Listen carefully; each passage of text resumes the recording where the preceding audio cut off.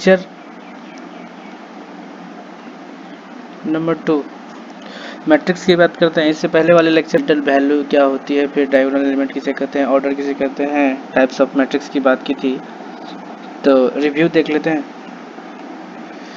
Review of lecture first one shot lecture 1 को मैं revise करवा देता हूँ। मैट्रिक्स होता है matrix set of m and number can be arrange in rectangular array या फॉर्मेट। जो फॉर्मेट होगा उसी फॉर्मेट को बोलते हैं मैट्रिक्स। वहाँ पे अगर मानते हैं, अगर यहाँ पे बोला था कि ए मैट्रिक्स ए आई जे, जो आई बताता है रो नंबर ऑफ रो को, जे बताता है नंबर ऑफ कॉलम को, तो मान लेते हैं m क्रॉस n कोई मैट्रिक्स है जहाँ आई और n और j बोले थे belongs to natural number, belongs to natural number होना चाहिए, जहाँ आई का कंडीशन कहता है कि ग्रेटर देन 1 और less than equals to m, इतना नंबर तक बिलोंग करेगा। वहीं j कह रहे हैं कि j greater than equals to 1 और less than equal to n। m बता रहा है नंबर ऑफ रो को और n बता रहा है नंबर ऑफ कॉलम को। उसी तरह i जो है, i बताता है नंबर ऑफ कौन सा नंबर का रो है, j बता रहा है कौन सा नंबर का कॉलम। तो फिर और जैसे एग्जांपल बताया था कि a मैट्रिक्स a है, ये a b c d e f g h और ये i है, 3x3 मैट्रिक्स को बोलते हैं ऑर्डर ऑफ मैट्रिक्स। और a e और i को बोले थे डायगोनल एलिमेंट ऑफ मैट्रिक्स, इसी को बोले थे लीडिंग डायगोनल बोलते हैं, या फिर मेजर डायगोनल बोलते हैं, या फिर उसी को प्रिंसिपल डायगोनल बोलते हैं। फिर ये वाला जो टर्म है, ये वाला जो है, इसको बोलते हैं माइनर डायगोनल। उसके बाद मैंने बात की थी कि types of matrix, rectangular matrix. उसके बाद सेकंड में बात किया था मैंने स्क्वायर मैट्रिक्स। तीसरा था रो मैट्रिक्स। चौथा हो गया कॉलम मैट्रिक्स, इसमें ओनली 1 रो होगा, इसमें ओनली 1 कॉलम होगा मैट्रिक्स। पांचवा मैंने बात किया था नल मैट्रिक्स या फिर जीरो मैट्रिक्स। छठा था मेरा अपर ट्रायंगुलर मैट्रिक्स और सातवां था लोअर ट्रायंगुलर मैट्रिक्स।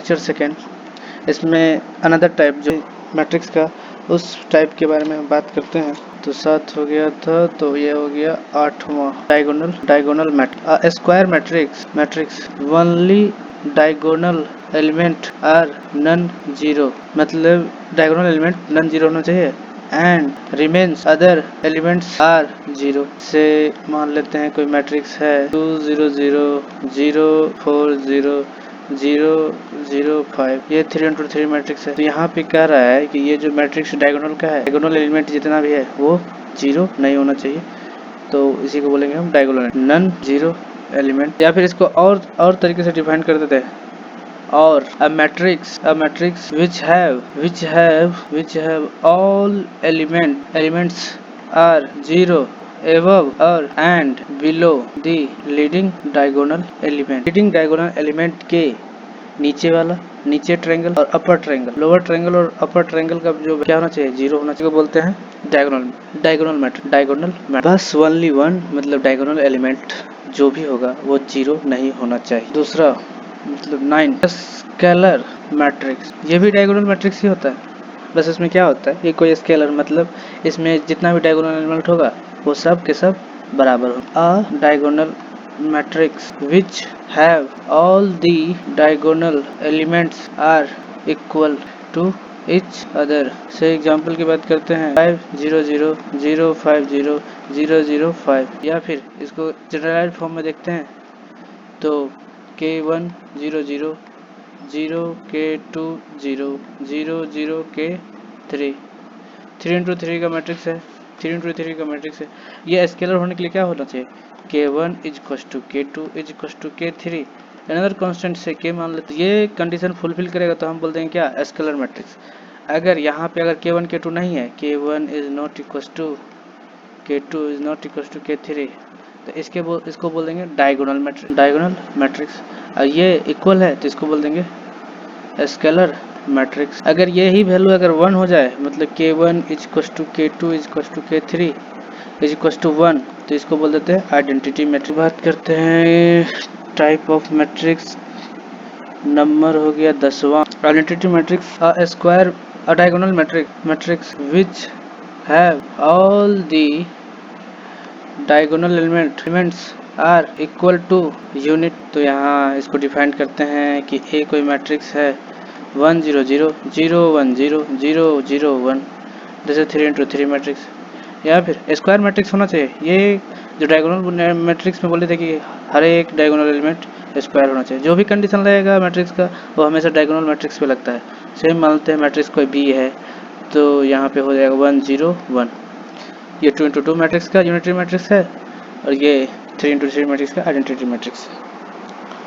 उसके बाद करते हैं types 11, transpose of matrix. Transpose of matrix. In this matrix only interchange a column into row and row into column. A matrix which is interchange the row to column is denoted by a transpose. यहाँ पे T लगा देते हैं। तो इसका एक कोई example लेते हैं। एग्जांपल ए इक्वल्स टू देते हैं मैट्रिक्स ऑफ 2 3 4 5 6 7। तो इसका जो ट्रांसपोज निकालेंगे, ट्रांसपोज ऑफ ए करेंगे, तो बस क्या करना है, रो को कॉलम में कन्वर्ट करना है। ये रो है, ये R1 है, ये R2 है, ये R3 है। पहले जो हम यहाँ पे ऑर्डर क्या होगा, तो ये कॉलम 1 है, ये कॉलम 2 है। तो कितना रो है, total number of row 3, column कितना है 2, यानी 3 इंटू 2, 3 इंटू 2 मैट्रिक्स है। तो इसमें क्या करना होगा कि हम एक रो इंटरचेंज टू, मतलब रो इज इंटरचेंज विथ कॉलम, बस रो को कॉलम में कन्वर्ट करना। तो ये मेरा रो है 3 रो, मतलब अब जो कॉलम होगा 3 कॉलम होना चाहिए। तो बस ये क्या हो जाएगा, ये हो जाएगा 2 3 4 5 6 7, ये हो जाएगा 2 रो है 3 कॉलम है। ये हो गया R1, ये हो गया R2, और ये C1, ये C2, ये C3।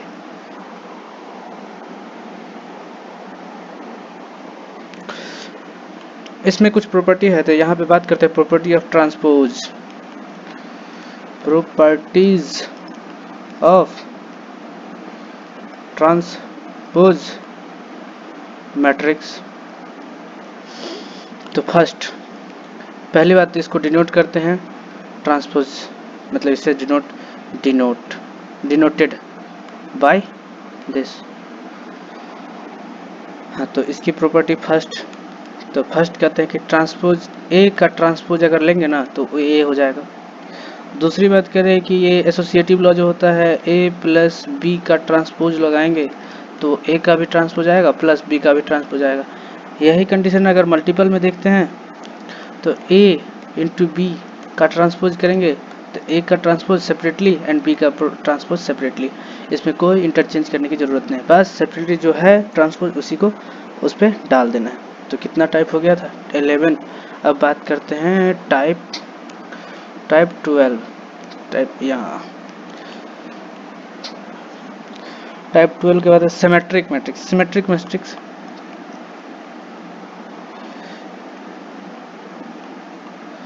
Symmetric matrix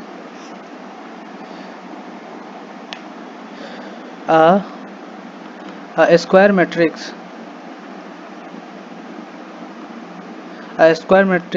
said to be symmetric। किसी भी स्क्वायर मैट्रिक्स को symmetric matrix said to be symmetric if, तभी बोल सकते हैं जब transpose of A equal to A हो जाए। ये कंडीशन है, दिस इज आवर कंडीशन। इस कंडीशन को फुलफिल करेगा तो हम बोलते हैं क्या, सिमेट्रिक है।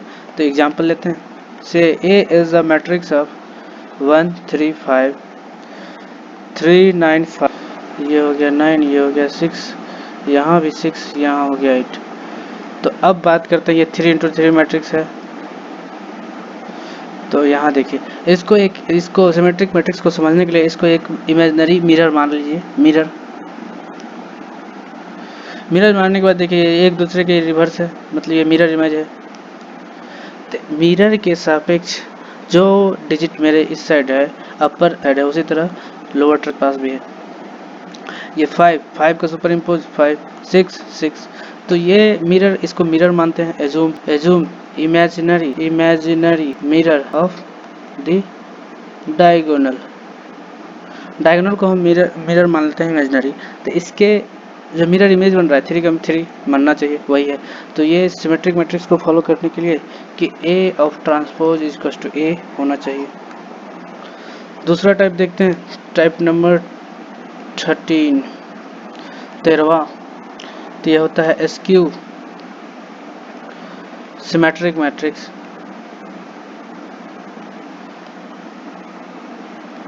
A matrix said to be skew symmetric matrix तब कहेंगे कि A transpose equal to minus A हो जाए, बस यहाँ माइनस हो जाए। इस मैट्रिक्स में A ट्रांसपोज इक्वल टू ए होना चाहिए था, इसमें उल्टा हो जाता है।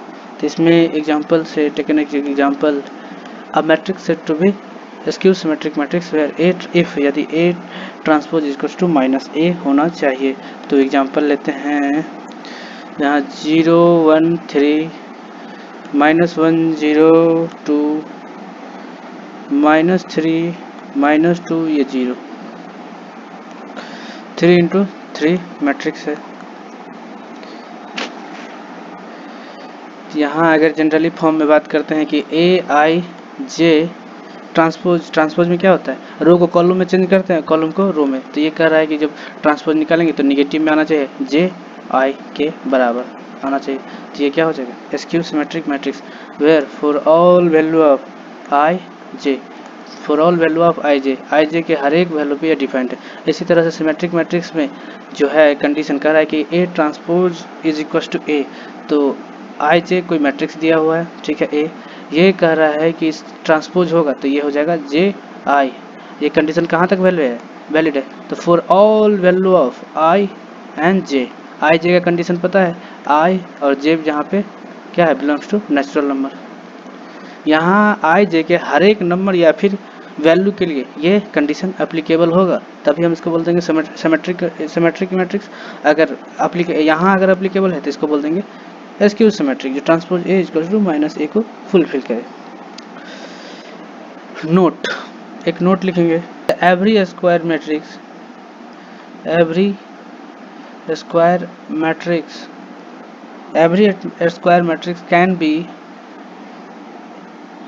can be expressed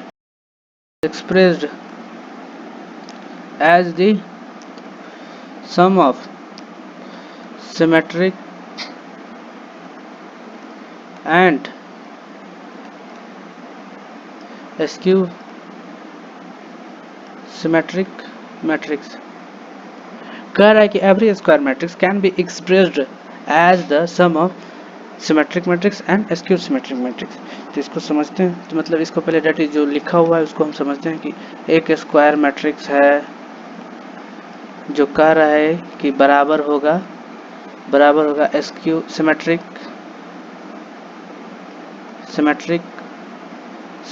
matrix plus skew symmetric matrix के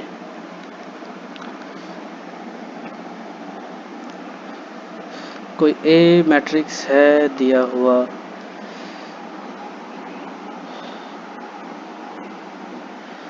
तो A इक्वल टू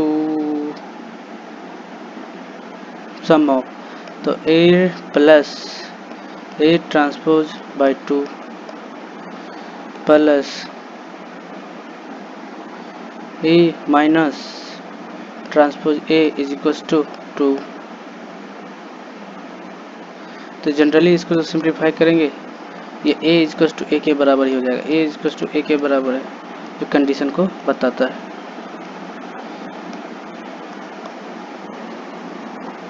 ये पार्ट, इस वाले पार्ट को सिमेट्रिक मैट्रिक्स बोलते हैं और इस वाले पार्ट को स्क्यू सिमेट्रिक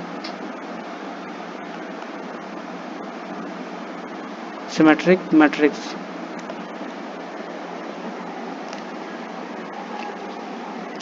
एग्जाम्पल लेके बताते हैं कि कैसे ये एप्लीकेबल है। अगर इफ A इक्वल टू दिया हुआ है 5 6 9 7, तो ट्रांसपोज निकालेंगे, जो सिमेट्रिक या स्क्यू सिमेट्रिक बताता है वो ट्रांसपोज ही बताता है। तो ट्रांसपोज निकालते हैं तो क्या होगा, रो को कॉलम में कन्वर्ट करना है, रो कॉलम में हो जाएगा और कॉलम रो में हो जाएगा। This is our 2 into 2 matrix and 2 into 2 matrix. तो क्या करना है, A plus transpose A by half, तो वैल्यू दोनों को पुट करते हैं तो हाफ कॉमन आ जाएगा, यहाँ से दोनों को जोड़ते हैं तो 5 5 10 5 5 10 प्लस 9 और 6 15, यहाँ पे 15 और यहाँ 7 7 14 हो जाएगा। 2 into 2 मैट्रिक्स है, हाफ से डिवाइड कर दो भैया, तो यहाँ हो जाएगा 5, ये हो जाएगा 15/2, यहाँ हो जाएगा 15/2 और यहाँ हो जाएगा 7। तो चेक करते हैं कि सिमेट्रिक है या नहीं। तो सिमेट्रिक होने के लिए क्या बोले थे कि एक मिरर इमेज करना है डायगोनल के अलोंग, तो मिरर इमेजिन करना है और ये क्या है, मिरर इमेज है, 15/2 15/2 एक दूसरे के सुपर इम्पोज है, यही तो है। मतलब सिमेट्रिक मैट्रिक्स को ये फुलफिल कर रहा है। इससे पहले वाले ये यहाँ बोले थे कि ये पोर्शन सिमेट्रिक होता है, उसी तरह ये पोर्शन सिमेट्रिक है। सेकंड बात करते हैं, जो सेकंड कंडीशन है ए माइनस ए ट्रांसपोज बाई 2 को फुलफिल कर रहा है कि नहीं। तो 1/2 को कॉमन लेके यहाँ देखते हैं, घटा रहे हैं तो ये 0 माइनस 9 माइनस 3 9 माइनस 6 3 और 7 माइनस 7 0। तो यहाँ पे हम डायगोनल क्या करेंगे, मिरर इमेज मानेंगे। मिरर इमेज मानते हुए जो एक दूसरे क्या है, रेसिप्रोकल है, मतलब रेसिप्रोकल नहीं, जो वैल्यू साइन के रिवर्स है, यहाँ निगेटिव है तो यहाँ पॉजिटिव है, तो यहाँ वैल्यू के साथ मतलब मैग्नीट्यूड सेम है लेकिन वैल्यू जो डायरेक्ट विथ साइन इक्वल नहीं, तो ये हो गया एस्क्यू सिमेट्रिक, ये हो गया symmetric.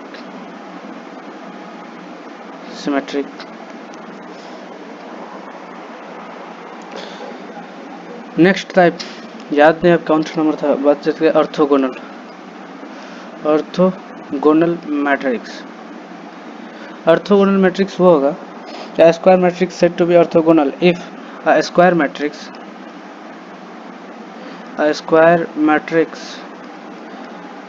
said to be orthogonal